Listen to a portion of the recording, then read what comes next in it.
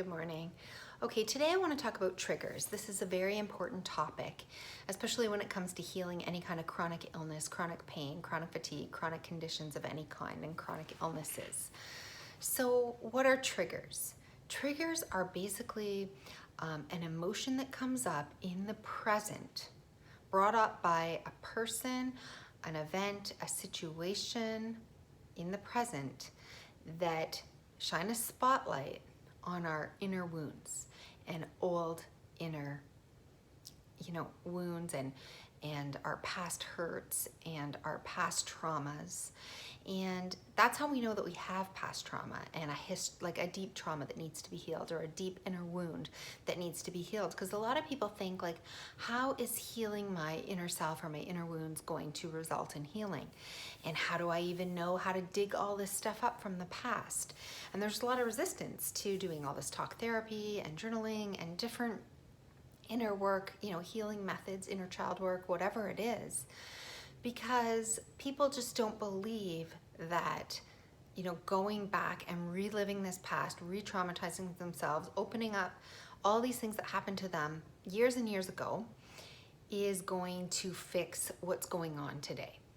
And there is a lot of truth to that, because we don't know what needs to be healed from the past. So we could go back and open up everything that ever happened to you. That time that kid called you stupid in grade 2, the time you saw your dad do something, the time that your mom said this to you, that incident when your boyfriend broke up with you, whatever it is. A lot of people have a lot of traumatic things in their past. And to dig it all up, it might not even really be affecting you today. So how do you know, first of all, what's affecting you and what you need to spend time healing? Well, the good news is, if you've ever felt triggered in the moment by anything, a person, an event, a situation makes you feel a way. Triggered is what people call it. Makes you feel tense, agitated, irritated, angry, upset, sad, lonely, abandoned. All these feelings come up in the present moment. So if you haven't watched my video yet about how to heal your entire past right now, go watch that video. It's a really important video. And again, it's called How to Heal Your Whole Past Right Now. And what I mean by that is triggers come up in the present. They come up in the present moment. And when they do, they point directly to your emotions and wounds and traumas from the past that need to be healed and that you've still yet to resolve, and that are still causing you significant pain. And that could be contributing to your symptoms and your illness and your disease and everything else that you have going on in your life. If you have these unhurt pains and unhealed things from the past, could be causing you, and most likely is causing you, serious problems in the future. Okay, so let's get into it. Let's talk about triggers. So when you're in the moment, and you probably have triggers to the most important people in your lives, the people that you love the most and are supposed to love you the most are probably the people that trigger you the most. So probably a mother. Think of your mother, your father, your husband, your wife, your partner, your spouse, your children, a friend or a best friend, a boss, a very close coworker, a neighbor, somebody who's close in your life, somebody who is very close to you and that you have dealings with daily or weekly basis. And when you talk to them, there will be conversations that trigger you and that you already know because you've lived it so many times. This is going to happen, and then you're going to respond like this, and then this person's going to trigger you, and you're going to trigger them, and you're going to be left feeling emotionally, angry, vulnerable, spent, agitated, frustrated, whatever, because there's something that person is bringing out in you and pointing to your past trauma that needs to be healed now. And the same thing could be for an event or a situation. Every time a certain event or a situation or a certain circumstance arises, you are also triggered whether it's a certain holiday or a certain event that comes up, or any situation that causes you an irrational or a heightened emotion in the situation for what it's called for.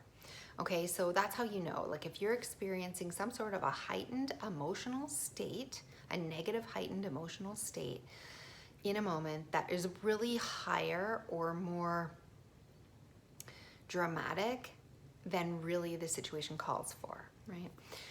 So let's take a situation and we're gonna break it down, because I really think it's important that you understand how your triggers right now in this moment are what point to your greatest path to healing. And let me say this again because it's important.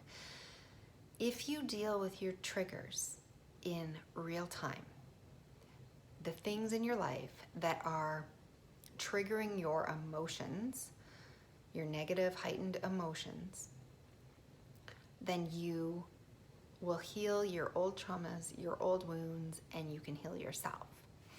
So a lot of people have tendencies to either fight, they either react very quickly. So a lot of times, when you're triggered is that you react quickly without being able to stop yourself, without thinking, usually with irritation or aggression or anger or sadness, or you start to cry, or you go into a helpless victim mode or whatever, but it's a very quick reaction. So you react quickly, and you have the feeling that is rising in you is so strong that you almost feel like you can't not react. You react. And then later on, you wish that you hadn't have reacted like that. Maybe you feel guilty for yelling at your children or snapping at your spouse, or falling apart to somebody who, you didn't feel like you needed to fall apart on. So it's very, very common for us to react in the moment and then later on realize, oh, I wish I didn't do that. That is a total trigger. And it's showing you what needs to be healed. So, okay. The other thing people can often do is, instead of reacting really quickly, they retreat, they isolate, they feel like they need to take a minute. So they need to basically run away from the situation. So if there's a whole bunch of chaos around you, or your husband's doing something, or your children are doing something, or your parents are doing something, you avoid them. You take steps back, you avoid them, you go to an empty room in the house, you don't call them as often, you feel like if you isolate yourself from the situation or remove yourself from the situation or that person, that they will no longer be triggering that in you, and therefore that will go away. So, but that's not the case, because even though if you isolate, even though if you retreat, even though if you turn away from triggers, move away from them, run away, move away, hide away, whatever it is, just because somebody isn't bumping into your triggers constantly and isn't poking at them doesn't mean they aren't there. So the next time you get in that situation, they're very quick to rise to the surface. So that doesn't necessarily help to heal you either. It just helps to diffuse a situation, right? So if you react, then you might feel guilty about it later. But if you retreat, you're also not dealing. No, in neither of those cases are you actually dealing with the trigger, dealing with the emotion or the trauma underneath. So I'm going to share some personal stories. These are actually quite personal, and I've been doing a lot of work around my own triggers, and hopefully by sharing this, you'll be able to see maybe a little deeply into yours. Okay, so I want to talk about triggers now. I want to tell you about my triggers. So I have a lot of daily triggers, nothing that's crazy. And I'm sure a lot of people with chronic illness have a lot of daily triggers in their life. And I always work on trying to solve those triggers because I know they're the root of everything, rather than going back and doing all the work on the journaling and the whatever. And so I want to tell you, because I've done a lot of work, so I know exactly what my triggers are, and I know exactly the emotion behind them. So I'm going to see if this helps you to investigate yours. So I have a couple of close people in my life, and of course the closest people in your life usually bring out your triggers more than anything. So I have children. I have 2 children. I have a husband and I have a dad who all live in the same house together. And my dad's with me right now. And we're building a house, so we're all living in a rental house together. So it can be quite cramped at times, but I have a very close relationship with my dad. I don't have any history of childhood abuse or neglect or anything like that. In fact, I have an amazing childhood foundation. So, you know, when I was growing up, I actually, this is not usually common. Usually people have a lot of childhood post-traumatic stress, you know, childhood triggers that come up. And I really don't, because I had a great foundation for a childhood. I felt unconditionally loved by a mom and a dad. They had a great relationship. I had a lot of family, a lot of friends. I had what would be called a blessed childhood. However, when I went through my trauma, that led to my illness, I was essentially in so much physical suffering day in and day out that it left deep trauma, okay? Because I had years of suffering beyond words, really.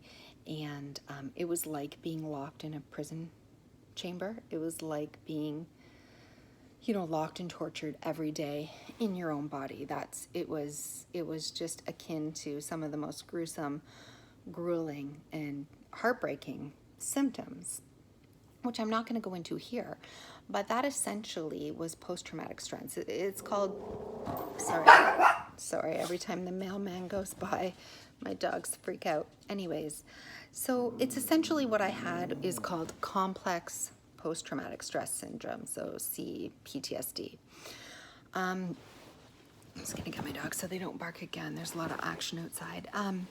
So this complex post-traumatic stress disorder, or what I would like to call it, kind of ongoing stress disorder, when you have a severe chronic illness that is impacting literally second by second my life for, you know, 5 years without end. And so during that time, I had a lot of trauma, and afterwards, and now as I'm repairing my life and getting it back together, these people trigger me, and they trigger the trauma that was developed during this, you know, part of my life.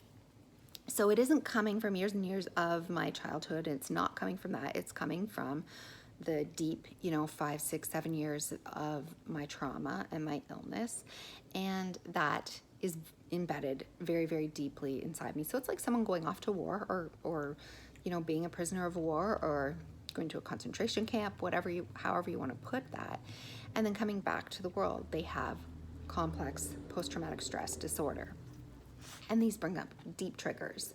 So for me, I have children, I have a husband, I have a father who all love me. However, I just want to say that in case they ever see this video, that I love them, they love me, but that isn't what it triggers. It triggers, you know, my trauma.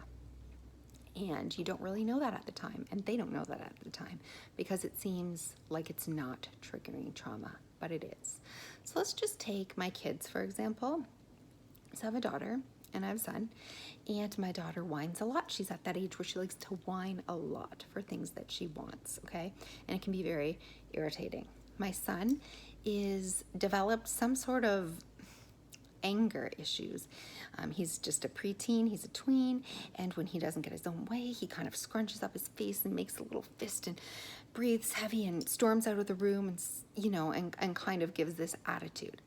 Okay, so those are two things that trigger me: when my daughter whines incessantly, or when my son gets a big frustration. He gets this kind of look in his eyes and he storms off. Okay, upset, angry.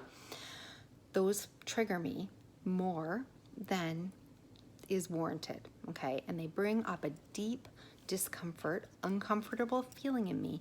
And oftentimes when those happen, and there's a lot else going on, and there's many things, maybe there's loud noises, maybe there's a whole bunch of other things going on, and when these things build on each other, suddenly I'll see my son do that, and I will lose it. I will, you know, so say like, you need to sit down and you can't act like that, and you need to go to your room, and I'll take his devices away, or whatever it is. But it's like almost like I can't breathe. Like, I need to stop that behavior now. Okay, I need to give him a consequence for it now. I simply can't watch him feel that emotion without experience severe discomfort. And what those triggers are to me, because I've done a lot of work, so I know that it's not really about his reaction. It's not about my daughter's whining. It's not about the noise level. It's not about my frustration of having to ask them a million times to do something, or for them doing these behaviors over and over. That it never is what it's about. What it is for me is I have a deep self-hate that comes up when I see my son acting like that. And I feel as though, so this triggers a deep self-hate in me when I see my child acting like so upset and so angry and so frustrated and so intense, or my daughter whining and whining and whining and just being, hard to deal with. I feel like deep down underneath the frustration that I feel, which is frustration or anger or the emotion that wants to rise up, but the work underneath it is that I feel a lot of shame and guilt for getting this illness in the first place. And I feel that if I didn't get it, if that never happened to me, I feel that if I wouldn't have gotten sick, or I would have done something different, I wouldn't have, had that experience, and I wouldn't have experienced that illness and all the trauma that came with it, that my children would be well-adjusted children, because I would have been able to parent them the way that I wanted to parent them. I would have been there for them in ways that I couldn't be there from them for all those years. So is a lot of self-blame and a lot of self-hatred and anger and just self-judgment and self-criticism underneath that. So that is really so every time my children act out in such a way that I feel irritated or frustrated, or I feel like I need to give them a consequence, or I snap or whatever, it's never about what they're doing. It's never about what's going on. It's never about any of that. It's about the deep self-judgment, criticism, blame, guilt that I have for myself for getting sick, for getting this illness, and for not being the parent that I feel I needed to be in order to help them grow into the kids that they should. And I guess I feel like if that never happened, if my illness never happened, if I didn't have to go through that and live through that life, they would have had a much different childhood. And just the sadness, the loss, the grief, the anger, the shame, the guilt, the judgment, the criticism, the self-blame, the self-anger, all of this, right, that I have, that if I only could go back, if I only could have done things differently, then my children wouldn't be acting like this. So that is really the work that needs to be healed. That's the trigger. The trigger is them acting like that. The surface emotion is just me being irritated and angry. But the underneath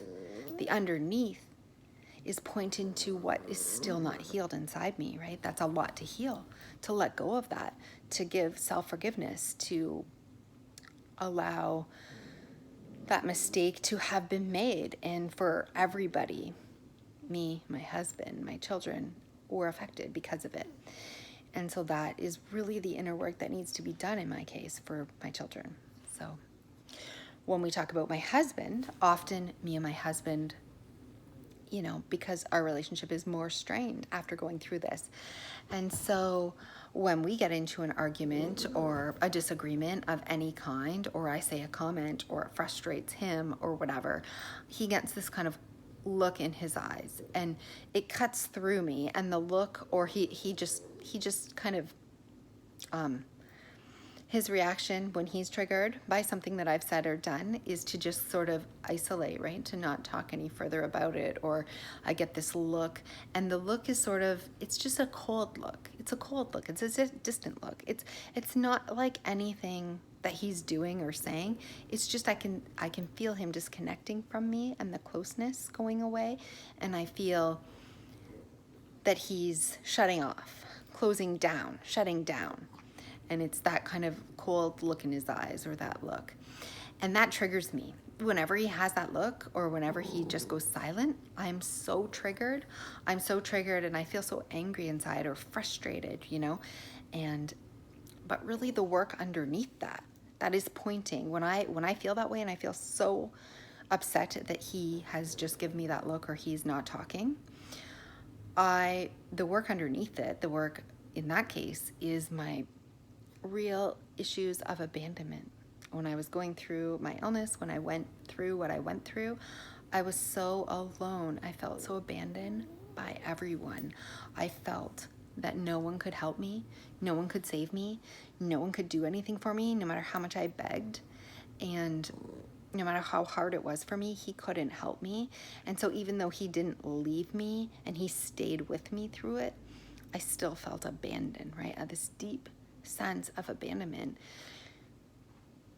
and loss and that grief. And when he is distant or cold in a moment, or gives me a look, or shuts down in a moment, I feel totally abandoned, the way I did when I was going through my illness, and like nobody loves me enough, like I'm not worthy, right? I'm not worthy. I'm not lovable. I'm not enough. I can't be helped. No one will be there to save me, right? And so this deep sense of abandonment and loss is what the work that needs to be done every time. It's never about, who did or didn't put the dishes away or whatever little thing, tiff might be going on between us. It's this deep sense of abandonment that I feel when he kind of shuts down. I feel unlovable and unworthy and like I'm not enough, and I feel unseen. And so that is the deep work that really needs to be done. And my husband is just pointing to it, right? It's not him. It's not anything to do with our relationship. It's literally the deep work, the deep trauma inside me. Okay, so I'm going to give you more example, and this is with my father. So my father and I have a long history, right? He's my father, and he triggers me a lot in many different ways. And one of the ways is his health. He eats and does things that are not good for his health, and it triggers me. That triggers me. And also he's very short-tempered with a lot of things that I have to say. He is very short-tempered and judgmental, and he criticizes a lot. Like a lot of people get criticized by their parents, and that's just a natural thing, right? That parents do. They criticize and judge. They're critical and judgmental. And he also he triggers me in the ways that he's judgmental of everything I do. Sorry, my dogs are. And he's also doesn't eat healthy, and he doesn't take care of his health the way I want him to. So really, when I'm around my dad, I feel a lot of this criticism, judgment. I feel really triggered by him, very, very triggered. And my impulse is to sort of clam up, or is to either like snap at him, or say something, get into an argument and say something, or snap at him, or just like walk away because I can't deal with it. But that's really pointing to a bigger issue that's underneath that happened to me with my trauma and with my illness. So I have some people coming into the house. I'm gonna have to finish this video up later. All right, sorry, I just found somewhere quiet. Okay, so with my dad, I know that anything to do with his health, anything health related, anything that he eats, we always get into it about food that he's not eating that's not healthy. We also get into it about medication that he's taking that I wish he wouldn't be. And so anything to do with food or medication or health related things with my dad, I know isn't really about whatever health issue he's having, or it's not really about the food. It's about the fact that I went through a traumatizing journey. I went through a terrible journey. I learned a lot as a result of that, and that I don't feel like he values my advice, and I don't think he cares what happened to me. And so on a deep fundamental level, it makes me feel unseen, unwitnessed. It makes me feel very unworthy, like I don't matter. Like what I went through doesn't matter to him, and like it just doesn't matter. I feel very, very unworthy. And so anytime it's about a food, it's not really about the food. And anytime it's about his medication, it's not really about the medication or his health. It's really about the feeling of unworthiness, and the feeling that I don't feel, that what I went through matters to him.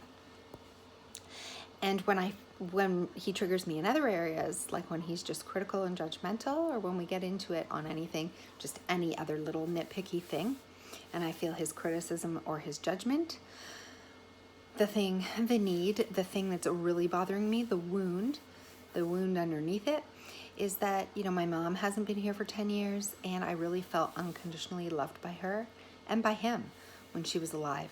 And now, after coming through the other side and losing everybody that I did and feeling so abandoned during my illness, and coming out the other side, any frustrations and criticisms and the way I feel like he's mean to me or doesn't talk nice to me, it makes me feel like I'm not unconditionally loved, like he doesn't love me, like he really, truly, I don't have that safe place to fall, like my dad's not there for me, and like he judges or criticizes, or he really doesn't love me unconditionally.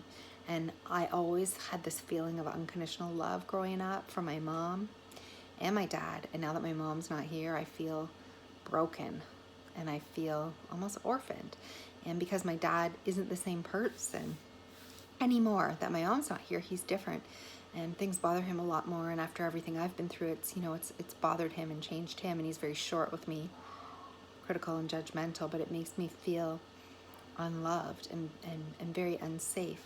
So when you don't feel unconditionally loved or accepted in this world, that feeling is a deep wound. And so I know I need to give myself unconditional love and acceptance.